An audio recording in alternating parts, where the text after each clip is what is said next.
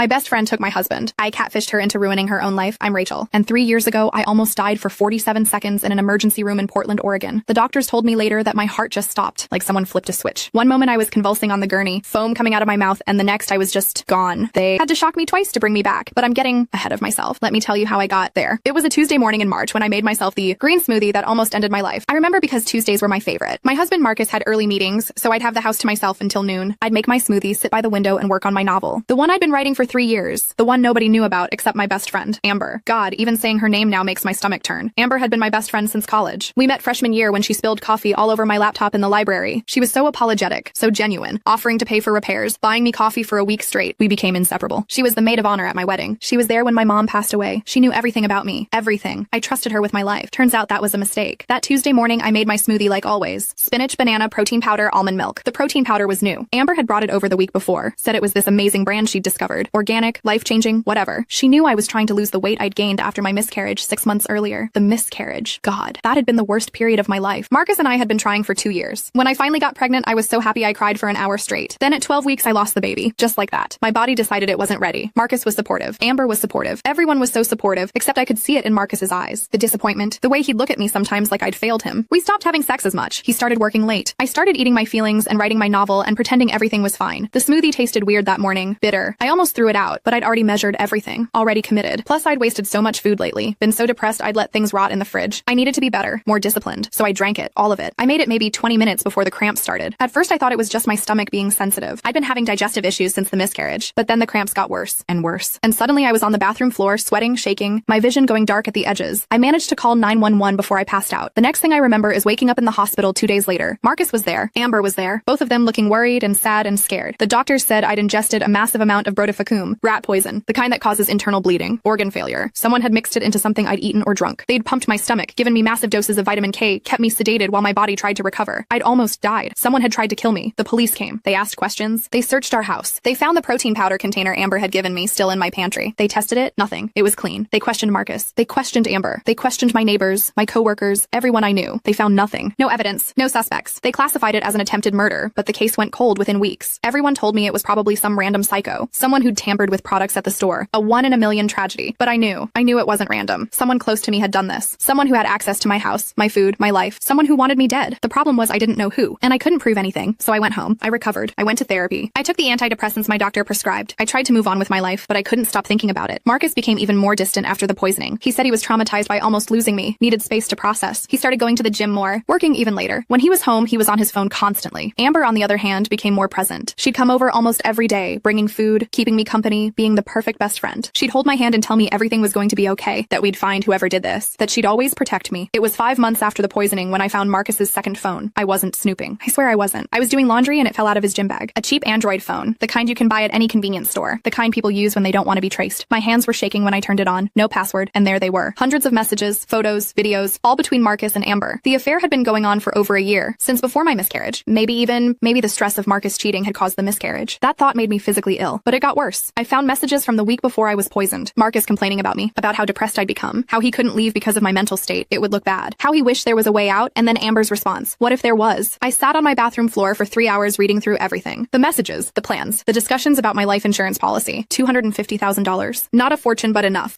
to start over. They'd been careful. In the actual messages about the poison, they used vague language. The solution? Taking care of the problem. Nothing directly incriminating, but the implication was clear as day. Amber had put the rat poison in the protein powder. Then she'd replaced it with a clean container before the police could find it. She'd almost killed me. And Marcus had known about it. Maybe even helped plan it. The 2 people I loved most in the world had tried to murder me. I should have gone to the police right then, shown them the phone, but I knew it wouldn't be enough. The messages were vague. A good lawyer would tear it apart, and Marcus and Amber would know I'd found out. They'd be more careful. Maybe they'd try again. Do it right this time. No, I needed to be smarter. I needed to destroy them the way they'd tried to destroy me. So I copied everything from the phone. Every message, every photo, every video. I put it all on a USB drive and hid it in my mom's old jewelry box. Then I put the phone back in Marcus's gym bag exactly where I'd found it, and I started planning. The first thing I did was see a lawyer without telling Marcus. I wanted to understand my options for divorce. Turns out in Oregon, adultery doesn't matter much for divorce settlements. It's a no-fault state. But attempted murder, that was different. If I could prove Marcus was involved in trying to kill me, I could get everything. The house, the savings, his 401k, everything. But I needed more evidence. The second thing I did was start working out. I lost the weight I'd gained. I started dressing better, doing my hair and makeup, not for Marcus, for me, because I needed to feel strong. I needed to feel like myself again. Marcus noticed. He started paying attention to me again, being affectionate. I played along, let him think his wife was healing, moving on, becoming herself again. Meanwhile, I watched them. I installed installed spyware on Marcus's real phone while he was in the shower. I hacked Amber's email. I was careful, methodical. I documented everything. And that's when I found out about Amber's career. Amber was a pharmaceutical sales rep. She made good money, had been with her company for 8 years, was up for a major promotion to regional director. It was everything she'd been working toward. She'd told me about it 1,000 times, how this promotion would change her life. She'd also been stealing, not money, drugs. I found emails about sample medications going missing, her manager questioning her about inventory discrepancies. Amber was taking prescription drugs from her company and selling them online. Nothing major. Some anxiety meds here, some sleep aids there. Enough to make a few $1,000s extra a month. The company didn't have proof yet, but they were investigating. This was perfect. I spent 2 months gathering evidence, screenshots, recordings, documents. I built a file that would bury Amber professionally, but I wanted more than that. I wanted her to feel what I felt. The betrayal, the confusion, the violation of having someone you trust completely destroy you from the inside. So I catfished her. I created a fake profile on a dating app, used photos of a male model I found on Instagram, called him Ryan Mitchell, made him perfect. Successful entrepreneur, recently divorced, looking for something real. I made Ryan swipe on Amber. It took her 3 days to match with him. Within a week, they were talking every day. Within 2 weeks, she was calling him baby. Within a month, she was in love. I knew Amber, knew how she thought, knew what she wanted. A guy who was successful but vulnerable. Someone who needed her. Someone who made her feel special. Ryan was all of that. I spent hours crafting his messages, making them perfect. Vulnerable enough to be real, charming enough to be irresistible. I learned things about Amber I'd never known. Her insecurities, her dreams, the way she saw herself. She told Ryan things she'd never told me. About how she'd always been jealous of my relationship with Marcus. How she'd felt like second choice her whole life. How taking Marcus from me made her feel powerful for the first time. She said she didn't regret it. She said I'd been too weak to keep him anyway. She said the rat poison was supposed to look like I'd done it to myself. That I'd been so depressed after the miscarriage that I'd taken the easy way out. Insurance still would have paid. Marcus would have gotten the money and nobody would have questioned it. She said it wasn't personal. Reading those messages made me want to throw up, but I saved every single one. After 3 months of the online relationship, Ryan suggested they meet in person. He'd be in Portland for business. Dinner at a nice restaurant downtown. Amber was so excited. She bought a new dress, got her hair done, told Marcus she was having a girls' night. Marcus, by the way, had no idea about Ryan. Amber had been cheating on him while they were cheating on me. The irony was almost funny. I didn't show up as Ryan, obviously. I sent Amber a message an hour before the date. Ryan saying he was so sorry. His ex-wife had shown up with an emergency. He had to cancel. He felt terrible. Amber was devastated. She went to the restaurant anyway, sat at the bar, drank 3 martinis, and cried. I know because I was there, not as myself. I wore a wig, glasses, different clothes, sat at the other end of the bar, watched her fall apart. It felt good, but I wasn't done. Over the next month, Ryan became more distant. He was stressed about work. His ex-wife was causing problems. He wasn't sure he was ready for a relationship. All the classic signs of a guy losing interest. Amber panicked. She sent him paragraphs about how much she cared, how she'd do anything, how she needed him. Ryan started asking for things. Nothing major at first. Could she help him understand some medications? He had a friend with anxiety. What would she recommend? What about sleep issues? Amber, desperate to be useful to keep Ryan interested, started telling him everything. About the drugs she had access to, about how she could get whatever he needed. Ryan said his friend would pay well. Amber said she'd help. And just like that, I had her on record offering to illegally sell prescription medications to a stranger on the internet. I took all of it. Every message, every screenshot, every piece of evidence of her stealing from her company and offering to sell drugs. I compiled it into a detailed report. Then I sent it to her company's HR department and their compliance team from an anonymous email with a subject line that said, "Urgent, employee Amber Chen, theft and illegal sale of controlled substances." That was 3 weeks ago. Amber was fired within 48 hours. The company launched an investigation. They found everything. Years of missing inventory, all tied to her. She's facing criminal charges now. Felony theft, illegal distribution of prescription drugs. Her lawyer says she's looking at 3 to 5 years in prison. Her whole life imploded in less than a week. And Marcus? He didn't even stand by her. The second Amber's life fell apart, he ghosted her, stopped answering her calls, told her they needed to take a break while she dealt with her legal issues. Turns out Marcus only wanted Amber when she was successful and could help him get rid of me. Now that she was facing prison and couldn't benefit him, she was worthless to him. She called me 2 days ago. I almost didn't answer. But curiosity got the better of me. She was crying, sobbing so hard she could barely speak. She said she'd lost everything. Her job, her savings paying for lawyers, her apartment because she couldn't make rent. She said she'd made mistakes, but she didn't deserve this. She said Marcus had abandoned her and she had nobody. She said I was her best friend, the only person she had left. She said she needed help, money for her legal fees, a place to stay, someone to testify to her character in court. She needed me to save her. I let her talk for 15 minutes, let her beg, let her cry, let her explain how scared she was, how alone she felt, how the walls were closing in. Then I said very calmly, "I know what you did." The line went silent. "I know about you and Marcus. I know you poisoned me. I know everything." She tried to deny it. Of course she did. Said I was crazy, paranoid, that the poisoning had messed with my head. So I told her about the second phone, about the messages, about Ryan. Ryan doesn't exist, Amber. I created him. Every message you sent, every secret you told him, every confession about what you did to me, that was me. I was Ryan. I catfished you. And then I destroyed your career with the evidence you gave me yourself. I've never heard someone break down the way Amber did. It wasn't crying. It was this animalistic sound, like her soul was tearing in half. Why? She kept asking. Why would you do this? You tried to kill me, I said. You slept with my husband. You stole a year of my life. You made me feel crazy and paranoid and weak. This is nothing compared to what you did to me. She started screaming then, calling me horrible names, saying I was a monster, saying she'd tell everyone what I did. Go ahead, I said. Tell them how you got catfished into confessing to attempted murder and drug dealing. I'm sure that'll go great for you in court. She hung up. I haven't heard from her since. As for Marcus, I filed for divorce last week. I gave my lawyer everything. The messages, the photos, the evidence of the affair and the poisoning conspiracy. Marcus's lawyer called yesterday trying to negotiate. Apparently Marcus is willing to give me everything if I agree not to pursue criminal charges. I'm thinking about it. Part of me wants to see him in prison. but part of me just wants him gone, out of my life. I want to take everything he has and move on. My therapist says I need to find closure, that revenge won't heal me, that I need to forgive and let go. But here's the thing. I'm not looking for closure. I'm not looking for healing. I spent 6 months thinking I was crazy, thinking I was paranoid, wondering which of my friends or family had tried to kill me, jumping at shadows, terrified to eat anything I didn't prepare myself, having nightmares about drowning in my own blood. They did that to me. They made me live in fear while they planned their future together with my life insurance money. So no, I don't feel guilty about what I did to Amber. She destroyed herself. I just gave her the rope. And Marcus, he'll get what he deserves too. One way or another, I'm selling the house, taking the money from the divorce, moving somewhere new. Maybe Seattle, maybe Denver, somewhere I can start over. I'm going to finish my novel, the one I was writing when they tried to kill me. It's about betrayal and revenge and a woman who refuses to be a victim. I think it'll be a bestseller. Yesterday, I got a message from an unknown number. Please, Rachel, I'm begging you. They're going to send me to prison. I'll do anything. Just help me, please. I'm sorry. I'm so sorry, Amber. She must have gotten a new phone after I blocked her old number. I stared at that message for a long time. Part of me wanted to respond, to tell her that sorry isn't enough. That sorry doesn't undo what she did. That sorry doesn't give me back the year of my life I lost or the security I'll never feel again. But I didn't respond because the truth is, Amber doesn't want me to forgive her. She wants me to save her. And those are two very different things. Forgiveness is for people who are genuinely remorseful, who take responsibility for their actions, who do the work to change. Amber just wants to escape consequences, and I'm done helping people who don't deserve it. So I blocked the new number, deleted the message, and went back to my normal day. This morning I got a call from Marcus. We need to talk, he said. His voice was different, strained, scared. About what? I asked. Amber's threatening to tell the police everything if you don't help her. She says she has nothing to lose now. She'll take us both down. Us? I laughed. There is no us, Marcus. There's you and your mistress who tried to murder me. I'm the victim here. Remember? Rachel, please. Think about what you're doing. If Amber goes to the police, they'll investigate everything. They'll find out about the catfishing, about how you manipulated her. They could charge you with something. Fraud maybe, or extortion. I didn't extort anyone. I created a fake dating profile and she voluntarily confessed to crimes. That's not illegal, Marcus. You know what is illegal? Conspiracy to commit murder. He was quiet for a moment. What do you want? He finally asked. I want you to sign the divorce papers. Give me everything. The house, the savings, your 401k, all of it. And I want you to admit on record that you knew Amber poisoned me. I can't do that. I'd go to prison. Then I guess we're at an impasse. Rachel, you have until Friday to decide, Marcus. Sign the papers and give me everything, or I go to the police with all the evidence I have. Your choice. I hung up before he could respond. The thing is, I don't actually know if I want Marcus in prison. Yes, he deserves it. Yes, he's a terrible person who conspired to murder his wife for insurance money. But prison also costs taxpayers money, keeps the system clogged, takes resources from other cases. What I really want is for Marcus to suffer the way I suffered, to lose everything, to feel powerless and afraid and betrayed. And I think I can make that happen without involving the criminal justice system. See, I've been doing more research. Marcus works in finance. He's a wealth management advisor at a big firm downtown, the kind of firm that cares very deeply about reputation and trustworthiness. I've been thinking about what would happen if his clients found out he tried to murder his wife for insurance money. I've been thinking about anonymous emails, blog posts, social media campaigns. I've been thinking about how hard it would be for Marcus to find work in Portland after everyone knows what he did. My therapist would probably say this is unhealthy, that I'm becoming obsessed. That revenge is consuming me and preventing me from moving on. But here's what my therapist doesn't understand. I already died once. For 47 seconds in that emergency room, I was gone. And in that space between living and dying, something in me changed. I came back different, harder. I came back knowing that life is short and people are terrible. And if you don't fight for yourself, nobody else will. So that's what I'm doing. Fighting. It's been 3 days since I gave Marcus the ultimatum. He hasn't called, hasn't signed the papers, hasn't responded to his lawyer. I think he's hoping I'll blink first, that I'll get scared or guilty or tired and just take a regular divorce settlement and move on. He doesn't understand that I have nothing to lose. I already lost everything that mattered. My husband, my best friend, my sense of safety, my ability to trust anyone. You can't threaten someone who's already been to the bottom. This morning, I went to visit Amber. Not in person. God no. But I drove past her apartment, the one she got evicted from. There was a moving truck outside. People carrying boxes. Her whole life being packed away. I wondered where she was going. If she had family who'd take her in. If Marcus would swoop in at the last minute and save her. Then I remembered that Marcus only cares about Marcus. And I felt nothing. No satisfaction. No guilt. No anger. Just nothing. Maybe that's the scariest part of all this. I used to be someone who felt things deeply. Who cried at movies and worried about hurting people's feelings and wanted everyone to like me. Now, I look at the wreckage of Amber's life and feel nothing. My phone rang while I was sitting in my car watching The Movers. Unknown number again. Against my better judgment, I answered. Rachel. It was Amber's voice, but barely. Hollow. Broken. My sentencing hearing is next week. They're recommending 4 years. 4 years in prison, Rachel. Please. I know I don't deserve your help. I know what I did was unforgivable. But I'm begging you. If you testify that I had mental health issues, that I was having a breakdown, it might reduce my sentence. Please. I can't survive 4 years in prison. You tried to kill me, I said quietly. Did you think I could survive rat poisoning? Did you care? I was different then. Marcus manipulated me. He made me think, don't. My voice came out sharp. Don't you dare blame Marcus for your choices. You're a grown woman. You decided to sleep with my husband. You decided to put poison in my protein powder. You made those choices. Own them. I am owning them. That's why I'm asking for mercy. Mercy? I almost laughed. Where was my mercy? Where was your mercy when I was convulsing on my bathroom floor? When my heart stopped beating? When I woke up in the hospital wondering who hated me enough to try to murder me? She was crying now. I'm sorry. I'm so sorry. Sorry doesn't mean anything, Amber. Sorry is just a word people say when they want something. What can I do? Tell me what to do to make this right. There is nothing you can do. You can't unpoison me. You can't give me back the year of paranoia and fear. You can't make me trust people again. There is no making this right. I hung up. My hands were shaking. I realized I was crying. Not for Amber. For myself. For the person I used to be. The person who believed in second chances and forgiveness and the basic goodness of people. That person is dead. Amber killed her. That night, Marcus showed up at my door. I watched him through the peephole. He looked terrible. Unshaven, wrinkled suit, hair messy. I'd never seen Marcus look anything less than perfectly put together. I know you're in there, Rachel. Please, let me in. We need to talk. I opened the door but left the chain on. You have 2 minutes. I'll sign the papers. You can have everything. The house, the money, all of it. Just please don't go to the police. Why should I believe you? You've lied to me for over a year. Because I'm desperate. His voice cracked. Rachel, I made a mistake. A huge mistake. But I don't want to go to prison. Please. Did you know Amber was going to poison me? Did you help her plan it? He looked at his shoes. That was answer enough. Get off my property, Marcus. Wait. Please, I'll do anything. Anything except take responsibility for your actions. Anything except actually face consequences. You want me to save you just like Amber does. But here's the thing, Marcus. I don't save people who tried to kill me. I didn't try to kill you. That was Amber. You knew about it. You encouraged it. You talked about my life insurance and how to make it look like I did it to myself. I have the messages, Marcus. All of them. His face went white. How? Your burner phone. The one you thought was so clever. I found it. Copied everything. Put it back. You never even knew. He leaned against the door frame like his legs might give out. You've had evidence this whole time? Since 2 months after you tried to kill me? I've been gathering more ever since. Then why didn't you go to the police? I smiled. It wasn't a nice smile, because I wanted to destroy you my way. The police would have been too quick, too clean. I wanted you to lose everything slowly. I wanted you to watch your life fall apart piece by piece, and I wanted you to know that I did it. Marcus stared at me like he was seeing me for the first time. Who are you? I'm the woman who survived you and your mistress trying to murder her. I'm the woman you underestimated. I'm the woman who's going to make sure you never hurt anyone else. You're crazy. No, Marcus. I'm awake. For the first time in my life. I'm actually awake. I closed the door in his face. He pounded on it for 5 minutes before finally leaving. I sat on my couch in the dark, listening to him drive away, and I felt alive. For months after the poisoning, I'd felt like a ghost. Like I was watching my life happen from outside my body. Like nothing was real. But this felt real. Tomorrow I'm going to the police. I'm giving them everything I have. The messages, the evidence, all of it. Marcus and Amber are going to prison. My therapist will probably say I should have done this months ago. That I took things too far with the catfishing and the revenge. But my therapist didn't almost die on her bathroom floor. My therapist doesn't wake up every morning and have to remember that her husband and best friend tried to kill her. My therapist doesn't know what it's like to have your trust in humanity shattered so completely that you can't even eat at restaurants anymore because you're terrified someone will poison your food. So my therapist doesn't get to judge me. Nobody does. I did what I had to do to survive. And if that makes me a bad person, then I guess I'm a bad person. I'd rather be a bad person who's alive than a good person who's dead. The police detective I met with was a woman named Jennifer Liu. She was in her 50s, stern-faced, with short gray hair, and tired eyes that had seen too much. I gave her the USB drive with all the messages from Marcus's burner phone. Gave her the evidence of Amber's confession about the poisoning that she'd made to Ryan. I gave her everything. She listened to my whole story. Didn't interrupt once. Just took notes and watched me with those tired eyes. When I finished, she was quiet for a long moment. You understand that catfishing someone could potentially be considered fraud in some circumstances? I created a dating profile. She voluntarily confessed to crimes. I didn't threaten her or coerce her. You manipulated her. She tried to murder me. Detective Liu nodded slowly. Fair point. Are you going to arrest me? For what? Being smarter than the people who tried to kill you? She almost smiled. No, Ms. Carter. I'm going to arrest your husband and your former friend for attempted murder and conspiracy. When? They'll both be in custody by end of day tomorrow. Thank you. Don't thank me yet. This is going to be a long, ugly process. You'll have to testify, relive everything. They'll try to paint you as vindictive, manipulative, maybe even make you look like the bad guy. Let them try. Detective Liu did smile then. I like you, Ms. Carter. Most victims in your situation just want to curl up and hide. You want blood. They tried to kill me. Why shouldn't I want blood? No reason at all. Just be prepared. This is going to get messy. She was right. Marcus and Amber were arrested the next day. It made the local news. Local wealth manager and pharmaceutical rep arrested in attempted murder plot. The story exploded online. Reddit threads, Twitter conversations, TikTok videos. Everyone had an opinion. Some people thought I was a hero, a survivor who fought back. Others thought I was a villain, that I'd gone too far with the catfishing and revenge. I didn't care either way. The trial took 8 months to get to court. 8 months of depositions and lawyers and evidence review and endless waiting. Marcus's lawyer tried to argue that I'd entrapped Amber, that the catfishing constituted illegal manipulation, and her confession should be thrown out. The judge disagreed, said that while my methods were morally questionable, they weren't illegal. Amber's lawyer tried to argue that she'd been suffering from severe mental health issues, that Marcus had manipulated and controlled her, that she wasn't in her right mind. The prosecutor tore that argument apart, showed the jury messages where Amber had bragged about taking Marcus from me, where she'd called me weak and pathetic, where she'd said she didn't regret what she'd done. The jury deliberated for 6 hours. Marcus was found guilty of conspiracy to commit murder, sentenced to 12 years in prison. Amber was found guilty of attempted murder, sentenced to 15 years. I was in the courtroom when the verdicts were read, watched both of their faces as they realized their lives were over. Marcus looked shocked, like he'd actually believed he'd get away with it. Amber just looked empty, like there was nothing left inside her. I felt nothing watching. Them led away in handcuffs. I thought I'd feel vindicated, satisfied, like justice had been served. But mostly I just felt tired. The media circus continued for a few more weeks. I gave one interview to a local newspaper, said all the right things about healing and moving forward and trusting the justice system. I didn't tell them that I still check my food obsessively before eating, that I can't drink anything I haven't prepared myself, that I wake up at 3 a.m. sometimes in a panic, convinced someone is in my house trying to poison me again. I didn't tell them that revenge didn't heal anything. It just gave me something to focus on instead of falling apart. I didn't tell them that I still have nightmares about dying on that bathroom floor. The divorce was finalized 3 months after the trial. I got everything. The house, the savings, Marcus's 401k, even his car. I sold it all. The house had too many memories. The money felt tainted. I donated half of it to organizations that help survivors of domestic violence and attempted murder. Kept the rest for myself. Moved to Seattle like I'd planned. Got a small apartment with a view of the water. Started over. It's been a year now since the trial. 2 years since I went to the police. 3 years since the poisoning. I finished my novel. It's with an agent now. She thinks she can sell it. I have a new therapist in Seattle. She's better than the old one. Doesn't push forgiveness. Understands that trauma doesn't heal on a timeline. I'm dating someone new. His name is Cameron. He's kind and patient and has no idea who I am or what happened to me. I'll tell him eventually. When I'm ready, most days I'm okay. I go to work at the bookstore I manage. I come home and write. I text with my sister. I live my life, but some days I'm not okay. Some days I look at the people around me and wonder which ones are secretly monsters. Wonder who's plotting against whom. Wonder if anyone is ever really safe. Those are the hard days. Last week I got a letter from Amber. My lawyer forwarded it. Said I didn't have to read it if I didn't want to. I almost threw it away. Almost. But curiosity got the better of me. The letter was 7 pages long, handwritten. Her handwriting was shaky. Not like I remembered. She said she was sorry. Again. Said prison had given her time to think, to understand what she'd done, to see how wrong she'd been. She said she'd been jealous of me her whole life. That I'd had things she wanted. The happy marriage, the nice house, the creative career. That taking Marcus from me had made her feel powerful for the first time. She said the poisoning was Marcus's idea. That he'd convinced her it was the only way they could be together. That he'd told her I'd never agree to a divorce. That my life insurance was their only option for a real future together. She said she'd been weak and stupid and desperate to be loved. She said she understood if I never forgave her, that she didn't deserve forgiveness, but she wanted me to know that she thought about me every day, about what she'd done, about the person she'd been. She said prison was changing her, that she was getting therapy, taking classes, trying to become someone better. She said she hoped I was happy, that I'd found peace, that I was living the life I deserved. She said she'd spend the rest of her life trying to atone for what she'd done to me. The letter ended with, "You were the best friend I ever had." I destroyed that. I destroyed you. I destroyed myself. I'm sorry doesn't cover it, but I'm sorry anyway. I hope someday you can think of me without hatred. That's all I can hope for now. I read that letter 3 times, then I put it in a drawer and haven't looked at it since. I don't know if I believe her. I don't know if people really change, or if Amber is just saying what she thinks I want to hear. I don't know if I'll ever forgive her, if forgiveness is even something I'm capable of anymore. What I do know is that I survived. Marcus and Amber tried to kill me, and I survived. I didn't just survive, I fought back. I took control. I made them face consequences for what they'd done. Some people say that makes me as bad as them. That revenge is never the answer. That I should have taken the high road, but those people weren't poisoned by their best friend and husband. Those people didn't die for 47 seconds on an emergency room gurney. Those people don't know what it's like to have to rebuild your entire life from scratch because the people you loved most in the world tried to take it from you, so they don't get to judge me. I did what I had to do, and I'd do it again. Sometimes late at night, when I can't sleep, I think about that Tuesday morning 3 years ago, making my smoothie, sitting by the window, working on my novel, so naive, so trusting, so completely unaware that I was drinking poison. I think about the woman I was then, soft, kind, believing the best in people. That woman is gone. She died on that bathroom floor, and something harder, sharper, more dangerous was born in her place. I miss her sometimes. The woman I used to be, the woman who could trust and love and believe in happy endings. But I don't miss her enough to want her back because that woman almost got me killed. This new version of me, she survives, and in the end, that's all that matters. Survival. Everything else is just details. Last night, I had a dream. I was back in the emergency room looking down at my body on the gurney. The doctors were shocking me, trying to bring me back. But in the dream, I wasn't scared. I was deciding if I wanted to come back, if the world was worth coming back to. In the dream, I saw 2 paths. One where I stayed dead, where Marcus and Amber got away with it, where I became just another tragedy, another cautionary tale, and one where I came back, where I fought, where I made them pay. In the dream, I chose to come back. I chose revenge over peace. I chose survival over forgiveness. I chose to be hard instead of kind. I woke up and I wasn't sure if I'd made the right choice, but it's the choice I made, and I have to live with it. We all have to live with our choices. Marcus is living with his in a prison cell in Eastern Oregon. Amber is living with hers in a women's correctional facility downstate, and I'm living with mine in a small apartment in Seattle, writing this story, trying to make sense of what happened, trying to understand who I am now, trying to figure out if the woman who fought back was a hero or a villain, trying to decide if it even matters. Because at the end of the day, I'm still here, still breathing, still living, and Marcus and Amber aren't. Not really. They're ghosts now. Shadows of who they used to be, just like I am. Maybe we're all ghosts. All shadows. All just fragments of who we thought we'd be. Maybe that's what betrayal does. It kills who you were and forces you to become someone new, someone harder, someone sharper, someone who survives. And maybe that's enough. Maybe survival is enough. Maybe I don't need to be the hero or the villain. Maybe I just need to be the woman who survived, the woman who fought back, the woman who refused to let them win. That's who I am now, and maybe someday I'll be okay with that, but not today. Today, I'm still figuring it out, still putting together the pieces, still trying to build a life from the wreckage of the old one. It's not easy. Some days it feels impossible, but I'm doing it. One day at a time, one breath at a time, one story at a time, and maybe that's all anyone can do. Survive and try to figure out what comes next. That's all, folks. Thanks for watching till the end. Subscribe for daily updates.